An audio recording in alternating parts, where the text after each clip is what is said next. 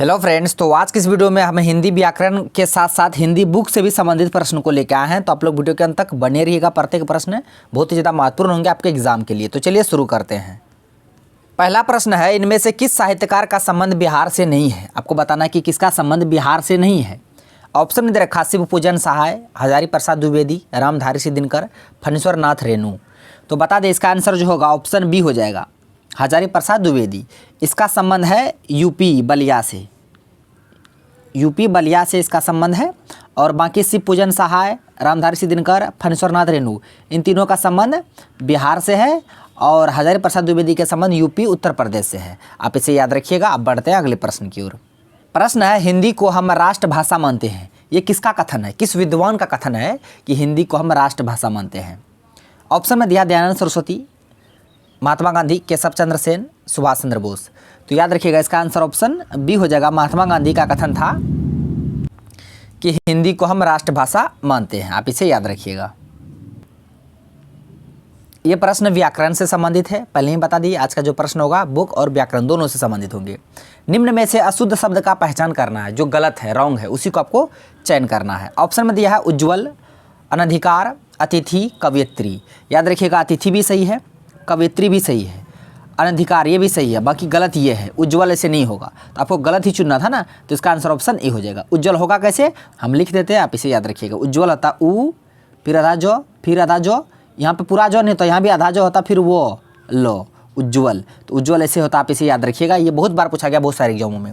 उज्ज्वल लिखा कैसे जाता, शुद्ध शुद्ध, तो ऐसे लिखा जाता। बाकी ये गलत था, तो इसलिए इसका आंसर ऑप्शन ए हो गया। बाकी तीनों भी सही था। ये भी शुद्ध और अशुद्ध वर्तनी से संबंधित प्रश्न है। इसमें आपको शुद्ध वर्तनी वाले शब्द का चयन करना है। किसका, शुद्ध का। ऑप्शन में है अंत्याक्षरी, पूजनीय, तदोपरांत, कवित्री। आपको देखने में तो सही लग रहा होगा, पूजनीय भी सही लग रहा होगा, तदोपरांत भी सही है, अंत्याक्षरी भी सही है। ये गलती लग रहा होगा। बाकी पता है यहाँ पे एक ही सही है, बाकी गलत है। और एक सही कौन है हम आपको बताते हैं। देखिए कवित्री गलत है, इसको लिखा जाता है क वो यो हर्षी का तर दुर्घेय, ऐसे लिखा जाएगा, ऐसे लिखा नहीं जाएगा। तदुपरांत ऐसे नहीं होता, तदुपरांत होता, तो दर्शुक तदुपरांत, तदुपरांत ऐसे होता, ठीक है, ऐसे नहीं होता है। पूजनीय ऐसे नहीं होता, पूजनीय पदर्घुक जो पूज नौदर्घिक योनी है, पूजनीय ऐसे होता है। पूज्य नहीं होता, जो या संयुग नहीं होता। याद रखिए, यहीं पे बहुत सारे स्टूडेंट कंफ्यूज हो जाते हैं। जो या संयुग नहीं होता, सिर्फ जो होता, पूजनीय। तो बाकी ये तीनों गलत था। सही कैसे था, सही क्या होगा इसका, तो हम लिख दिए हैं, आप इसे याद रखिएगा। तो बाकी इसका आंसर ऑप्शन ए हो जाएगा। शुद्ध वर्तनी वाला शब्द चुनना था, तो अंत्याक्षरी सही से लिखा गया, बाकी ये तीनों गलत से लिखा गया था। इन तीनों को शुद्ध से लिखेंगे कैसे, तो हम आपको लिख दिया, आप इसे ध्यान में रखिएगा। प्रश्न है, सड़क पर कोई खड़ा है। यहाँ पे अंडरलाइन किया गया है कोई पे अंडरलाइन किया गया है। तो उपयुक्त वाक्य में रेखांकित शब्द में सर्वनाम है। कोई में कौन सा सर्वनाम है, कोई। ऑप्शन में दिया है निश्चय, निश्चय थोड़े है, इसको जानते आप थोड़े है। कोई है, कौन है, पता नहीं कौन है। निश्चय नहीं होगा, अन्य भी नहीं होगा, संबंध नहीं होगा। इसका आंसर ऑप्शन सी हो जाएगा, अनिश्चयवाचक सर्वनाम है। पता नहीं कौन है, कोई, समझ रहे हैं। तो ये अनिश्चयवाचक सर्वनाम है। अब इसे देख के बता सकते कोई। अब कौन खड़ा है सड़क, मतलब सड़क पर, कौन जानने गया।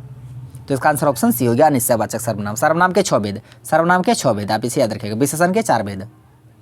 प्रश्न है, निम्नलिखित में से शुद्ध वर्तनी वाला शब्द है। शुद्ध वर्तनी वाला शब्द का आपको चयन करना है। यहाँ भी कलेश, कलेश लिखा कैसे जाता। प्रश्न देखिए, इसमें पूछने का देखिए तरीका अलग अलग है। कभी कभी एक ही वर्ड देगा, अलग अलग मतलब चेंज करके, मात्रा चेंज करके। कभी अलग अलग वर्ड देगा। तो यहाँ पे एक ही वर्ड है कलेश। अब कलेश लिखा कैसे जाएगा, ये आपको बताना है। देखिए ये दोनों होगा नहीं, आप कन्फ्यूज कीजिएगा इसमें और इसमें। दोनों में कलेश कैसे होगा, याद रखिए कोलो संयुग एक कर तालाब सो होगा, ठीक है, तालाब सो वाला कलेश होगा। तो इसका आंसर ऑप्शन सी हो जाएगा, ये गलत हो जाएगा, ठीक है। तो ये सही है। तो कलेश ऐसे लिखा जाता है। कलेश में दुख पीड़ा नहीं, कलेश का अर्थ होता है दुख बोलिए, पीड़ा बोलिए।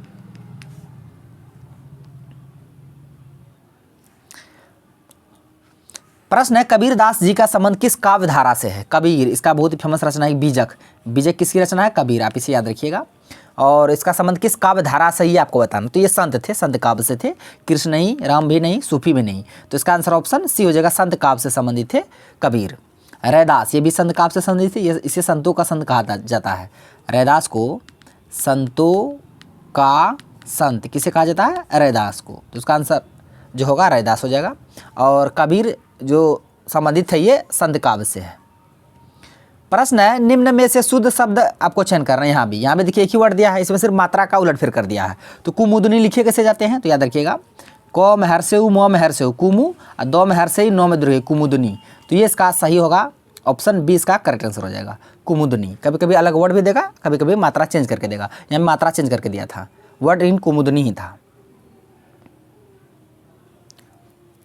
उस वाक्य का चयन करें जो अशुद्ध है, गलत है, गलत वाक्य आपको चयन करना है। पहला सेंटेंस है, गीता सबसे श्रेष्ठतम ग्रंथ है। दूध में क्या पड़ गया, वहाँ पहुँचने की व्यवस्था करें, मंत्रों का सही उच्चारण करो। ये भी सही है, ये भी सही है, ये भी सही है, ये गलत है। ठीक है, तो याद रखिएगा, गीता सबसे श्रेष्ठतम ग्रंथ है। श्रेष्ठतम मतलब क्या, सबसे ऊपर, श्रेष्ठ है। जब श्रेष्ठ है ही तो उसके आगे सर्व से कहाँ लगाएंगे, सबसे यहाँ नहीं लगेगा, ऐसे होगा, गीता श्रेष्ठतम ग्रंथ है, यहाँ सबसे नहीं होगा। तो इसका आंसर ऑप्शन ए हो जाएगा, यही गलत है, यहाँ सबसे नहीं होना चाहिए।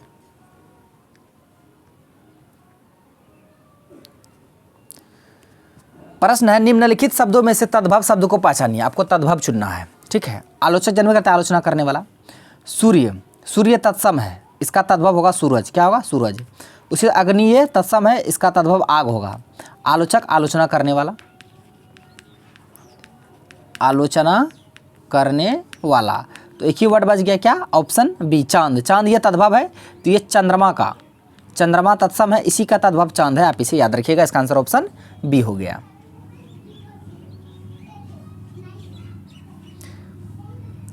निम्नलिखित में से शुद्ध वर्तनी वाला शब्द है। अब आ गया, अब इतवार कैसे लिखा जाएगा, इतवार, यहाँ भी है इतवार, यहाँ भी है, यहाँ भी है, यहाँ भी है। याद रखिएगा, एतवार नहीं होता, ये गया। इतवार, टो नहीं होता, ये भी गया। ऐसे हम देखिए कैसे हम एलिमिनेट करते हैं। आप देखिए, हम जानते हैं एतवार नहीं होता तो गया, इतवार, टो तो होगा नहीं। अब देखिए, इतवार में हर से वाला होगा, दुर्गे वाला। अब आप कन्फ्यूज कीजिएगा, तो इतवार ऐसे तो ई तो वो आकर हर से ही वाला होगा। ठीक है, तो इसका आंसर ऑप्शन डी हो जाएगा। ठीक है, ये भी नहीं होगा, याद रखिएगा, इतवार होता है। अभी फिर बुक से संबंधित प्रश्न आ गया कि बिहार की सबसे पहली फिल्म किसने बनाई थी। याद रखिएगा, बिहार की सबसे पहली फिल्म जो बनाई थी, प्रकाश झा नहीं, मनोज तिवारी नहीं, फणीश्वरनाथ रेणु नहीं। इसका आंसर ऑप्शन सी हो जाएगा, महाराजा जगन्नाथ प्रसाद किंकर ने बिहार की सबसे पहली फिल्म बनाई थी। आप इसे याद रखिएगा।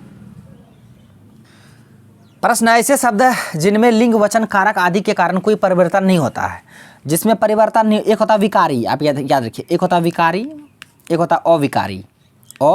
अविकारी, अविकारी को ही क्या कहा जाता है, अव्यय। क्या, अव्यय। आप इसे याद रखिएगा, एक विकारी और एक अविकारी। जिसमें लिंग, वचन, कारक परिवर्तन होंगे तो विकारी, जिसमें नहीं होंगे तो अविकारी।